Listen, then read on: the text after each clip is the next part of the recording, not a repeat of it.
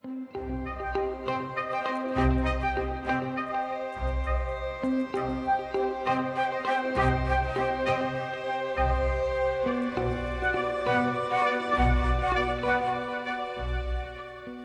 ujung timur Laut India, tersembunyi di balik lembah berhutan lebat dan pegunungan berkabut, terdapat tanah yang dijaga oleh warisan kuno, Nagaland.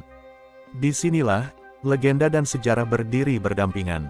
Disinilah nama, naga, bukan sekadar lambang kekuatan mitologis, tetapi identitas dari suku-suku yang telah hidup dan bertahan selama ribuan tahun, suku naga. Banyak yang mengira kata, naga, hanya merujuk pada makhluk mitos penguasa langit dan api. Namun bagi masyarakat di Nagaland, itu adalah nama yang mengalir dalam darah mereka. Terdiri dari lebih dari 16 kelompok etnis, seperti Ao, Angami, Konya, dan Lota. Suku-suku ini menyebut diri mereka bagian dari bangsa naga, penjaga tanah tinggi, penutur cerita langit, dan pewaris jiwa leluhur. Dulu, suku naga hidup dalam sistem klan yang mandiri, dengan adat yang kuat, hukum adat yang dijunjung tinggi, dan kehidupan yang selaras dengan alam. Mereka dikenal sebagai pemburu kepala, ritual kuno yang bagi dunia luar terdengar buas, namun bagi mereka adalah simbol keberanian dan pelindung kehormatan. Setiap rumah tradisional dihiasi dengan ukiran tanduk, taring, dan simbol naga, sebagai penanda roh penjaga yang mengawasi dari atas awan. Namun di balik cerita sejarah dan budaya yang nyata, terselip bisikan legenda yang lebih dalam. Orang tua di desa-desa gunung bercerita bahwa leluhur mereka pernah berasal dari naga langit, turun ke bumi dalam bentuk manusia, membawa api kehidupan, dan mengajarkan cara hidup yang seimbang. Api yang mereka jaga dalam ritual terus menyala, bukan hanya dalam tungku, tapi dalam hati generasi penerus. Di masa modern, Nagaland memang telah membuka dirinya pada dunia luar, agama, pendidikan, dan politik masuk mengganti sebagian tradisi. Tapi di balik perubahan itu, masih ada roh yang tak tergoyahkan, roh naga yang tidak pernah padam. Festival Hornbill yang digelar setiap tahun bukan hanya pesta budaya, melainkan bentuk perlawanan elegan terhadap pelupaan. Sebuah pernyataan bahwa akar mereka lebih tua dari kerajaan manapun, lebih kuat dari batas negara. Hari ini, suku naga sedang berada di persimpangan. Di satu sisi, mereka berjuang mempertahankan identitas mereka dari arus globalisasi.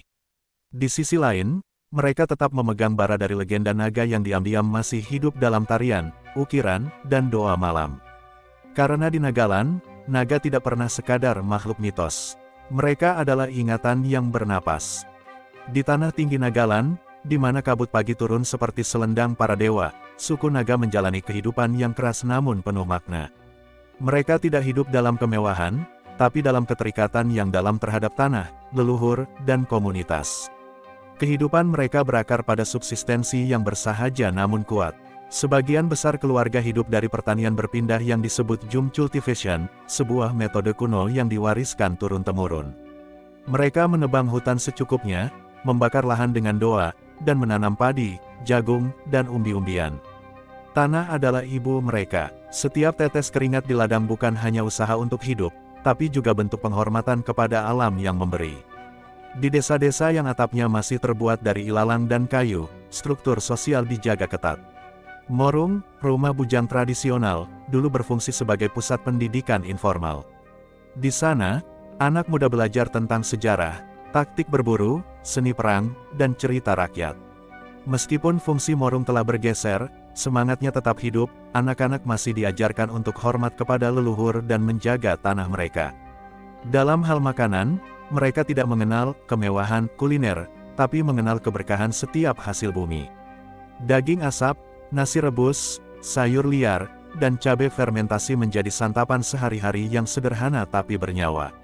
Segala sesuatu yang mereka makan, mereka panen sendiri, buru sendiri, atau tukar dengan tetangga, menjaga rantai kehidupan tetap bersih dari keserakahan. Untuk bertahan hidup, suku naga mengandalkan solidaritas. Tidak ada yang benar-benar sendiri. Ketika satu keluarga menanam, yang lain membantu. Ketika satu orang sakit, desa mengobati bersama.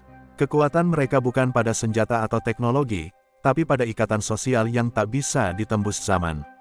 Namun bukan berarti mereka menolak modernitas.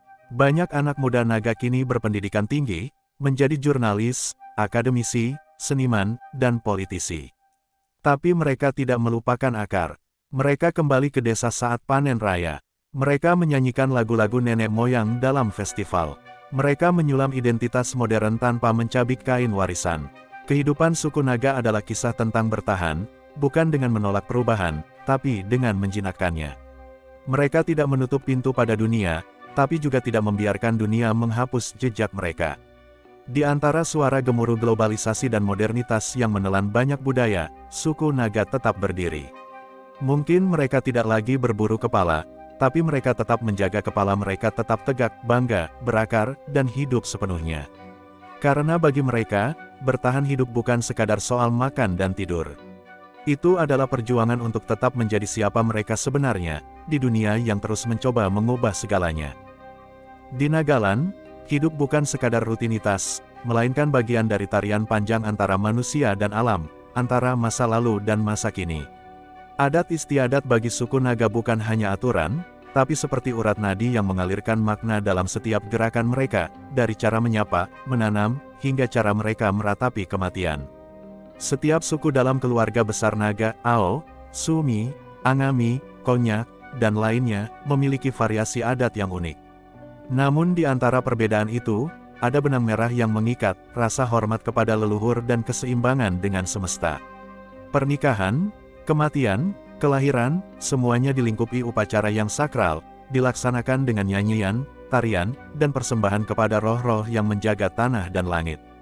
Salah satu kekayaan budaya yang paling mencolok adalah tarian dan musik tradisional. Setiap gerakan tari mereka bukan sekadar hiburan, melainkan bahasa tubuh yang menceritakan pertempuran, panen, cinta, dan doa. Gendang dari kulit kayu dan lonceng logam dibunyikan bersamaan dengan teriakan khas yang membakar semangat. Saat festival Hornbill tiba, tanah Nagaland bergetar oleh hentakan kaki para penari yang mengenakan pakaian perang, topi dari bulu burung rangkong, dan hiasan gigi hewan di dada mereka. Tradisi lisan adalah pusaka yang paling rapuh tapi paling sakral. Dongeng, pepatah, dan legenda diturunkan dari mulut ke telinga, dari api unggun ke kasur tanah liat, dalam bahasa-bahasa lokal yang kini perlahan mulai tenggelam oleh gelombang bahasa dominan. Namun beberapa tetua masih menyimpan ribuan kisah tentang roh penjaga hutan, naga penjaga sungai, dan pahlawan yang berjalan antara dunia manusia dan dunia roh. Dalam adat pernikahan, mas kawin bukan sekadar harta. Ia adalah simbol kesepakatan antar keluarga, pengikat antar klan. Perempuan suku naga dihormati sebagai pusat rumah tangga, dan perannya dalam masyarakat bukan hanya domestik, tapi juga spiritual, penjaga api rumah dan suara pertama yang memanggil leluhur saat upacara. Dalam kematian pun, tradisi mereka penuh makna. Orang yang wafat akan dimakamkan dengan benda-benda kesayangan, dan nama mereka akan dikenang dalam penanda kayu ukir yang diletakkan di depan rumah atau di tanah pekuburan desa. Bagi mereka, kematian bukan akhir, tapi perjalanan menuju dunia roh, di mana para leluhur menunggu dengan tenang di balik kabut. Namun yang paling menarik adalah bagaimana budaya mereka terus bernapas di zaman modern, bukan sebagai museum hidup, tapi sebagai kekuatan yang fleksibel. Banyak anak muda suku naga hari ini memadukan musik tradisional dengan rock, mengukir motif kuno ke dalam grafis digital, bahkan menciptakan mode dengan sulaman khas. Mereka tahu, tradisi bukan untuk dibekukan, tapi untuk dihidupkan kembali, dengan cara yang baru, tapi jiwa yang sama. Suku naga telah membuktikan bahwa adat bukanlah beban masa lalu, tapi peta arah menuju masa depan.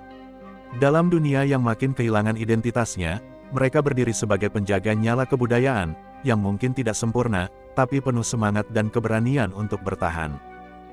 Di antara gemuruh angin yang menyusuri lembah Nagaland, ada suara-suara lama yang masih berbisik, kisah para naga, roh penjaga, dan manusia yang berjalan berdampingan dengan keajaiban. Bagi suku naga, mitos bukan sekadar cerita pengantar tidur. Ia adalah jendela menuju pemahaman terdalam tentang kehidupan, kematian, dan alam semesta.